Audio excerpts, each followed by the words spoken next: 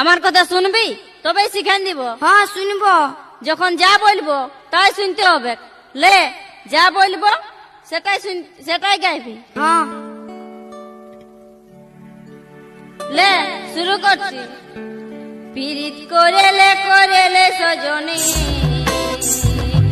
সময় চলে